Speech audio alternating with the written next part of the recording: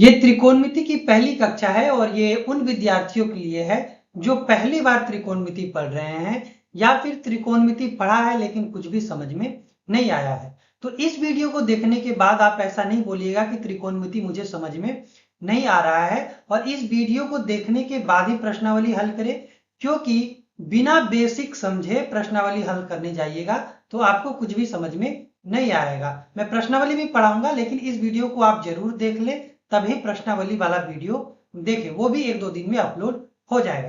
तो चलिए शुरू करते हैं। अब यहां देखिए, जिन विद्यार्थियों ने पढ़ा है उन्होंने त्रिकोणमिति में यही फॉर्मूला रटा होगा और रट के उन्होंने लगा होगा कि उन्होंने त्रिकोणमिति पढ़ लिया, लेकिन जब वो बनाने गए तो उनसे कोई क्वेश्चन बना नहीं। तो ये दिक्कत बहुत सामान्य है, विद्यार्थियों के साथ होती है। फॉर्मूला रट लेते हैं, उन्हें लगता है कि उन्होंने पढ़ लिया चैप्टर। तो फॉर्मूला रटने से कुछ नहीं होता है, आपको समझना पड़ेगा। तो चलिए हम आपको समझाना शुरू करते हैं। जैसे कि आप जब भी त्रिकोणमिति पढ़ते हैं तो यही फॉर्मूला होता है। इसको मैं बहुत सारी स्लाइड में समझाऊंगा, ये बस एक मैंने आपको ढांचा दिखाया कि यही हम पढ़ने वाले हैं, इसी को समझने वाले हैं, एक एक करके मैं समझाऊंगा। अब जैसे देखिए, जब आप देखते हैं sine theta, cos theta, tan theta, तो आपके मन में एक डर आ जाता है कि ये क्या है, लेकिन ये उतना मुश्किल नहीं है जितना आप समझ रहे हैं। अगर मैं क्लास 5th के बच्चों को भी दूं, सब बच्चों को भी पढ़ाऊं त्रिकोणमिति, जो कि एक तेज बच्चा है थोड़ा, तो वो समझ में आ जाएगा। ये इतना आसान टॉपिक है, लेकिन हमारे नेचर में होता है कि जब हम कोई नई चीज देखते हैं तो हमें थोड़ा डर सा लगने लगता है जब पढ़ने की बात होती है। लेकिन डरिएगा मत, ध्यान से देखिएगा, बहुत अच्छे से आपको ये समझ में आ जाएगा। अब जैसे देखिए, sine theta, cos theta, tan theta आपने बहुत सुना होगा। तो सबसे पहले समझिए कि ये थीटा क्या होता है। तो जब आप समकोण त्रिभुज देखते हैं तो उसमें एक कोण 90 डिग्री का जरूर होता है, जो कि ये वाला कोण होता है जहां सीधा ये बनता है। तो इसे ये 90 डिग्री का होता है और आप जानते हैं कि त्रिभुज के तीनों कोणों का माप 180 डिग्री होना चाहिए। इसका मतलब कि ये बाकी जो दो बचे इनका माप जो होगा वो मिलाकर 90 डिग्री होगा। ठीक, तो ये तो हमें पता है कि 90 डिग्री है, लेकिन ये दोनों का हमें पता नहीं है कि कितना है। जैसे हो सकता है कि ये 30 हो और ये 60 हो, या हो सकता है कि यही 30 हो और ये वाला 60 हो, या हो सकता है कि दोनों 45-45 डिग्री करके होंगे, तो दोनों मिला के 90 ही, लेकिन निश्चित नहीं। तो जब निश्चित नहीं होता है कि किसी कोण का माप कितना है, तब हम क्या करते हैं, उसे थीटा मान लेते हैं। तो जैसे ही आप इस कोण को थीटा कोण मान लेते हैं, तो इसका मतलब ये हुआ कि जो इसके सामने वाला होता है उसे हम लंब कहते हैं और उसे हम P से निरूपित करते हैं, और जो इससे संलग्न भुजा होती है ये वाली, उसे हम B से निरूपित करते हैं, उसे हम आधार पर।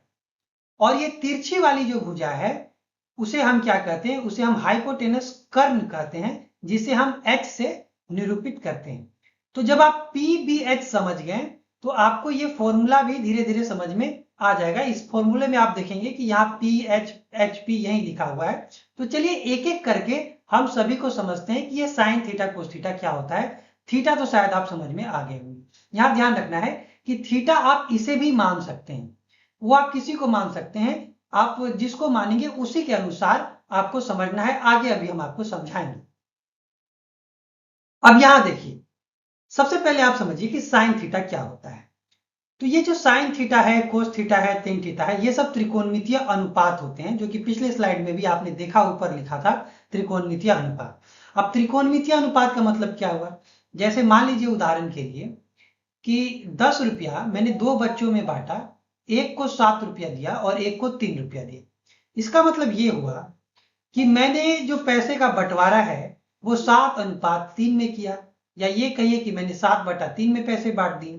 तो इसी प्रकार जो साइन थीटा है वो अनुपात है। तो वो किसका अनुपात है, वो सम्मुख भुजा और कर्ण का अनुपात है।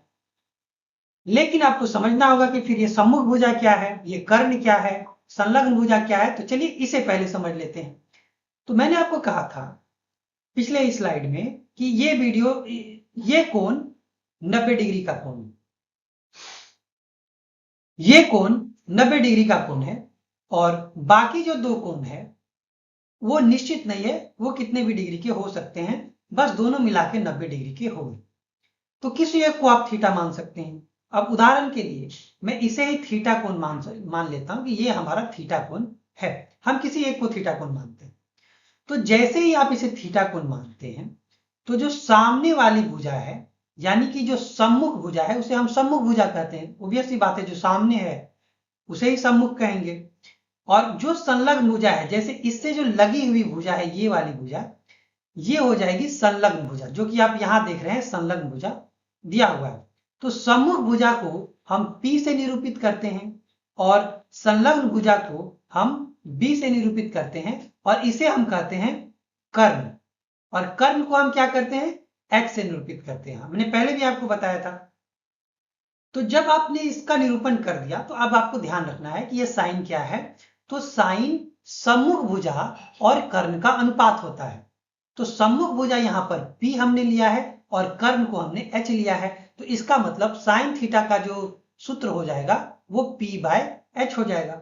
उसी प्रकार कोस थीटा संलग्न भुजा और कर्ण का अनुपात है। तो संलग्न भुजा B है और कर्ण H है, तो कोस थीटा का फॉर्मूला हो जाएगा B/H, यानी कि B/H। उसी प्रकार टेन थीटा जो है वो सम्मुख भुजा और संलग्न भुजा का अनुपात है, तो उसका फॉर्मूला P/H हो गया।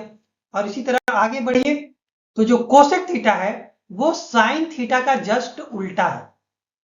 और साइन थीटा का उल्टा है, यानी कि साइन थीटा सम्मुख भुजा और कर्ण का अनुपात था, तो कोसेक थीटा कर्ण और सम्मुख भुजा का अनुपात हो।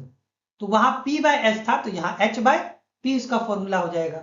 उसी तरह सेक थीटा जो है वो कोस थीटा का उल्टा है, तो ये कर्ण और संलग्न भुजा का अनुपात हो गया, ये H/B हो गया इसका फॉर्मूला। उसी तरह कोट थीटा जो है वो टेन थीटा का उल्टा है, तो ये संलग्न भुजा बटे सम्मुख भुजा हो गया, यानी कि संलग्न भुजा और सम्मुख भुजा का अनुपात है। तो इसका फॉर्मूला हो जाएगा B/P। तो इसमें कुछ ऐसा नहीं है कि नहीं समझने वाली बात है, सिंपल सी बात है। ये जो साइन कोस थीटा होते हैं वो अनुपात होते हैं, और वो 6 ही हो सकते हैं, 6 से ज्यादा नहीं हो सकते हैं। क्योंकि मान लीजिए कि ये P है, ये H है और ये B है, तो आप ये कितने हो सकते हैं, ये 6 हो सकते हैं। किसी भी दो को आप लीजिए, अगर आप P और B को लेते हैं तो इसे आप P/B लिख सकते हैं, या फिर इसे B/P लिख सकते हैं। और उसी प्रकार अगर आप H और P को ले रहे हैं तो इसे H/P लिख सकते हैं या P/H लिख सकते हैं। अब उसी प्रकार H और B को ले रहे हैं तो आप इसे H/B लिख सकते हैं या B/H लिख सकते हैं। तो 6 ही तरीके से आप इन भुजाओं का अनुपात ले सकते हैं, और 7वां तरीका नहीं होता है। तो जो sine cos tan cosec sec cot देख रहे हैं, यही 6 इन अनुपातों का नाम दिया हुआ है, और ये कुछ नहीं है। इसको देखकर डरिए मत, इसको पढ़िए, बहुत आराम से समझ में आ जाएगा।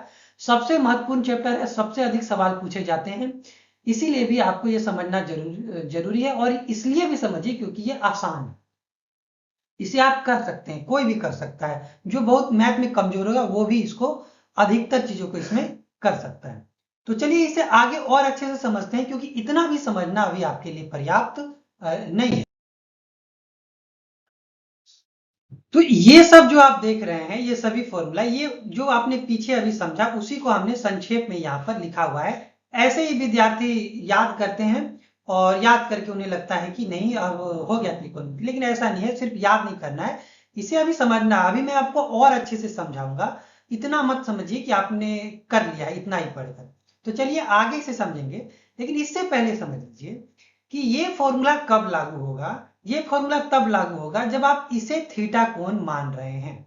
और मैंने आपको बताया था कि थीटा कोण आप इसे भी, इस कोण को भी मान सकते हैं, लेकिन ये फॉर्मूला तब लागू होता है जब आप इसे थीटा कोण मान सकते हैं। अब ये फॉर्मूला एक ही जैसा रहे, लेकिन जब थीटा कोण आप इसे मानेंगे और इसे मानेंगे तो इसमें को इसकी समझ में कुछ अंतर हो जाएगा, P का मतलब कुछ और हो जाएगा। तो इसे समझिए आप, जैसे कि जब आप इसे थीटा कोण मान रहे हैं तो इसके सामने वाली भुजा जो है वो P है, और इससे जो लगी हुई भुजा है वो B है, और ये वाली भुजा तो आप जानते ही H है, हमने बताया ही आपको। लेकिन अगर मान लीजिए कि आपने इसे थीटा कोण मान लिया तो क्या होगा, तो मतलब बिल्कुल बदल जाएगा। तो चलिए देखते हैं कि इसका अर्थ क्या होता है। अब इसे देखिए, अगर आप इसे थीटा कोण मान लें तो मतलब बिल्कुल बदल जाता है, क्योंकि इसके सामने वाली भुजा हो जाएगी ये वाली भुजा, तो ये सम्मुख भुजा कहलाएगी और इसे हम P कहेंगे, और इससे जो लगी हुई भुजा है ये हो जाएगी B, यानी कि संलग्न भुजा। तो इसे हम आधार कहेंगे, इसे हम B से निरूपित करेंगे, और ये H तो H ही रहेगा, H नहीं बदलता है। तो इसका मतलब ये हुआ कि फॉर्मूला तो वही है, वही फॉर्मूला आप देख रहे हैं, लेकिन इस बार P ये वाला नहीं है, इस बार P ये वाला है। क्यों हुआ ऐसा? क्योंकि आपने इसे थीटा कोण मान लिया। तो आप दोनों तरीके से करते हैं, फॉर्मूला वही रहता है, लेकिन वहां पे P और B का मतलब थोड़ा सा बदल जाता है। अब इसे आगे हम और अच्छे से समझते हैं कि यहाँ पे देखिए, हमने त्रिभुज के कोणों का मान दिया हुआ है कि ये A है, ये B है और ये C है। तो जब त्रिभुज के कोणों का मान दिया हो और हम इसे मान लीजिए थीटा कोण मान रहे हैं, तो जरूरी नहीं है कि हम साइन थीटा लिखें, हम साइन ए भी लिख सकते हैं। अगर आप इसे पी क्यू आर मान रहे हैं तो आप इसे साइन पी भी लिख सकते हैं। तो यही आपको लिखा हुआ देखने को मिलेगा, साइन थीटा कोस थीटा, इस तरह करके कम ही देखने को मिलता है। तो आप इसे समझ लें कि साइन थीटा और साइन ए में या कुछ भी दिया हो उसमें कोई अंतर नहीं है। जिसको आपने थीटा कोण माना है उस कोण का नाम आप लिख सकते हैं। तो यहाँ साइन ए के करके पूरा एक्सप्लेन किया हुआ है। तो यहाँ आपको ये भी समझना है एक बार कि जब कोणों का मान दिया हो तो साइन ए को आप P बाय H न लिखें। आपको कैसे लिखना है? जैसे साइन ए जो है वो थीटा कोण है, और थीटा कोण के सामने वाली भुजा जो है वो क्या है? उसे आप P बोलते हैं, और ये P है B और C, इसे आप B और C का भी नाम दे सकते हैं। तो आप क्या लिखेंगे? P को B और C लिखेंगे, और H को क्या नाम दे सकते हैं? A और C नाम दे सकते हैं। तो आप इसे लिखेंगे A और C, यानी कि साइन A का जो सूत्र हुआ, साइन A का जो मान हुआ वो हुआ BC बटे AC। तो इस तरह से आपको लिखना है, आपको इस तरह से नहीं लिखना है जब एंगल का नाम दिया हो। यही गलती विद्यार्थी करते हैं, जैसा कि मैंने आपको बताया कि इसे रट लेते हैं और उन्हें लगता है कि वो समझ चुके हैं, लेकिन ऐसा कुछ नहीं है। रट के आपको बिल्कुल कुछ नहीं मिलने वाला है। सिर्फ ऐसा मत समझिए, शॉर्टकट से पढ़ाई नहीं होती है, आपको समझना पड़ेगा। अब जैसे कोस ए को देखिए, तो कोस ए क्या हो जाएगा? तो कोस ए ये बी है, ये संलग्न भुजा है, तो बी क्या है? वो ए बी है, ए और बी। अच्छा, एक बात और होता है विद्यार्थियों में कि हम इसे बी ए लिखे या ए बी लिखे, इसको लेकर भी बड़ा कंफ्यूजन रहता है। तो मैं उस कंफ्यूजन को भी दूर कर देता हूं। जैसे कोई भी आकृति दी हुई है, जैसे यही लाइन ले लीजिए, ये ए है और ये बी है, या ऐसा हो सकता है कि ये बी हो और ये ए हो, तो इसे आप ए बी कहेंगे, इसे आप बी ए कह सकते हैं। लेकिन जो स्टैंडर्ड है वो यही है कि जो पहले आता हो एबीसीडी में उसे आप पहले लिखें। जैसे कि बी पहले भी हो तो आप उसे ए बी ही लिखेंगे, ए बी ही लिखेंगे, क्योंकि इससे कंफ्यूजन नहीं होता है। अगर आप उल्टा फुल्टा लिख रहे हैं, कभी ए बी को बी ए लिख रहे हैं, तो इससे बहुत ज्यादा कंफ्यूजन हो जाता है। इसलिए स्टैंडर्ड यही फॉलो करें कि कहीं भी लिखा हो जो पहले आता हो एबीसीडी में उसे ही आप पहले लिखें। जैसे हमने इसको सी ए नहीं लिखा, हमने इसे ए सी लिखा। उसी प्रकार इसे हम बी ए नहीं लिखेंगे, हम इसे ए बी लिखेंगे। इसे हम सी बी नहीं लिखेंगे, हम इसे बी सी लिखेंगे। तो उसी को फॉलो करते हुए यहां पे हम P को क्या लिख सकते हैं? तो P को हम लिख सकते हैं BC, और B को हम लिख सकते हैं AB। तो इस तरह करके हमेशा आपको फॉर्मूला लिखना है जब वो साइन ए कोसे करके दिया हो। उसी प्रकार कोसे के क्या हो जाएगा? इसका उल्टा हो जाएगा, तो इसका उल्टा कर देंगे, क्या हो जाएगा? AC बटा BC हो जाएगा। बहुत ही आसान है याद करना, 3 याद कीजिएगा, बाकी 3 आपको याद हो जाएगा। अब ये इसका उल्टा हो जाएगा, ये AC बटे AB हो जाएगा, और कोट 10 का उल्टा है तो ये AB बटे BC हो जाएगा। तो ये बहुत ही आसान है याद करना, बिल्कुल भारी नहीं है। कोशिश कीजिए, पहले ही डर जाइएगा तो बिल्कुल बहुत भारी लगेगा, क्योंकि अनजान चीज है। एक बार जान जाइएगा बिल्कुल आसान लगेगा। तो ये उम्मीद करता हूँ ये आपको समझ में आ गया होगा। एकदम ध्यान रखना है कि जब भी यहाँ ए बी या कुछ लिखा हो तो इस तरह से आप फॉर्मूला को लिखेगा, इस तरह से नहीं लिखिएगा। अब आगे बढ़ते हैं, जो कि एक और महत्वपूर्ण चीज आपको समझना है इसी चीज के बारे में। अब यहां देखिए, यदि मान लिया कि मैंने C को थीटा कोण मान लिया, तब क्या होगा? तब मैंने कहा था कि ये सामने वाला P हो जाएगा।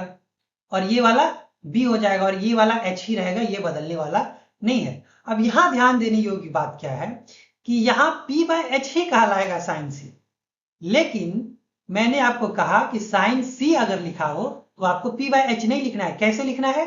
तो इसे आपने थीटा कोण माना है, तो इसके सामने वाली भुजा AB है, तो आप इसे AB लिखेंगे। अब ध्यान से अगर आपने देखा होगा तो पिछले स्लाइड में हमने BC लिखा था। BC इसलिए लिखा था कि उस समय हमने इसे थीटा माना था और इसके सामने वाली भुजा ये वाली थी, लेकिन अभी हमने C को थीटा माना है तो इसके सामने वाली भुजा AB है, तो हम यहाँ पे AB लिखेंगे। इसका अर्थ यही हुआ कि फॉर्मूला आपका बदल गया। AC तो वही है, लेकिन यहाँ पे जो BC था वो AB हो गया। और उसी प्रकार आप देखिएगा तो यहाँ जो AB था वो BC हो जाएगा और यहाँ BC बटे आप AC लिखेंगे, क्योंकि अब जो संलग्न भुजा है ये वाली हो गई है, BC हो गई है, तो आप यहाँ पर BC लिखेंगे। B आपका BC हो चुका है। तो इसी तरह पूरा जो फॉर्मूला है वो उलट पुलट जाएगा। यहाँ पे AB बटा BC हो जाएगा, पिछले में हमने BC बटा AB पढ़ा था। उसी प्रकार कोसेक उल्टा हो जाएगा, यहाँ पर AC बटा AB हो जाएगा, और सेक भी उल्टा हो जाएगा, इसका AC बटा BC हो जाएगा, और कोट क्या हो जाएगा? BC बटा AB हो जाएगा। तो ये बात भी आपको बिल्कुल ध्यान में रखना है कि आपने थीटा किसको लिया है, उसके अनुसार फॉर्मूला होगा।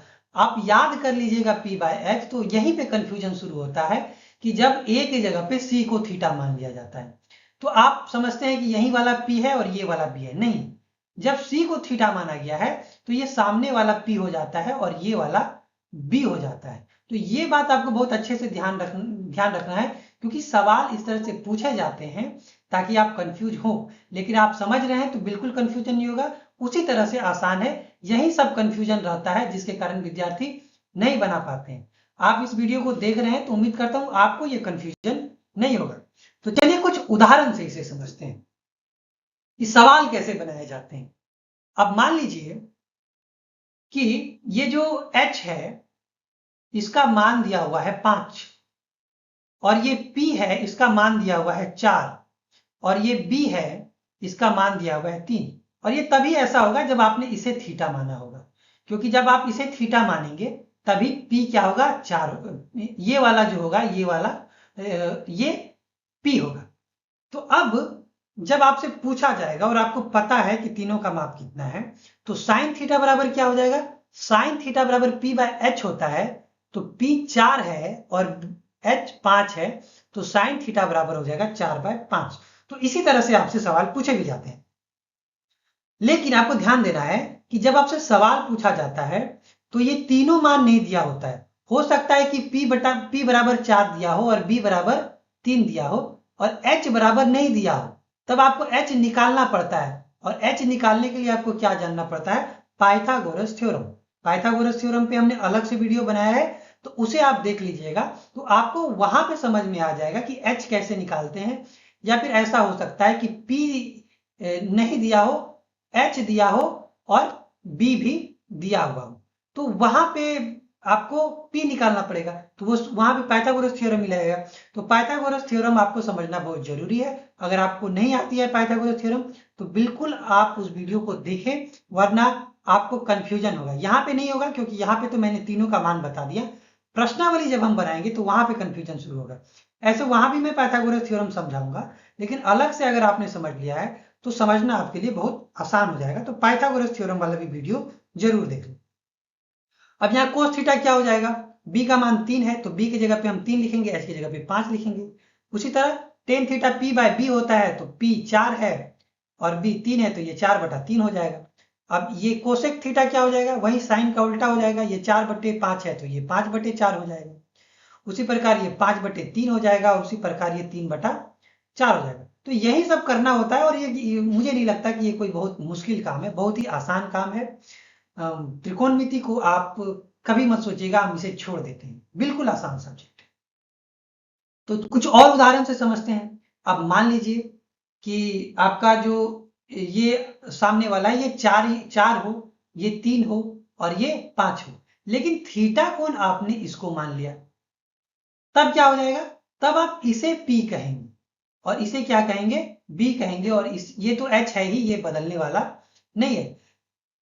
तब यहाँ पे जो मान होगा वो बिल्कुल अलग हो जाएगा। यहाँ साइन थीटा का मान क्या हो जाएगा, यहाँ साइन थीटा का मान p/h, यानी कि 3 है p, तो ये 3/5 हो जाएगा।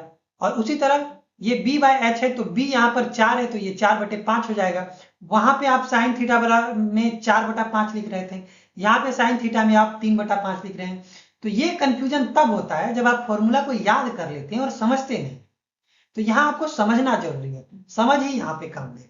तो उसी प्रकार सब चीज उल्टा हो जाएगा, यहाँ 3/4 हो जाएगा, और ये उल्टा हो जाएगा 5/3, और ये सेक कोसेक का उल्टा हो जाएगा 5/4, और कोट टेन का उल्टा हो जाएगा 4/3। तो बिल्कुल आसानी, जब आप 1-2 कर लेते हैं तो बाकी एकदम बहुत आसानी से आप कर लेते हैं। अब देखने में ये 6 है, लेकिन समझना आपको 1-2 ही होता है। आपने 3 समझ लिया तो बाकी 3 बाय डिफॉल्ट आपको समझ में आ जाएगा, क्योंकि उसी का उल्टा करके दिया हुआ रहता है।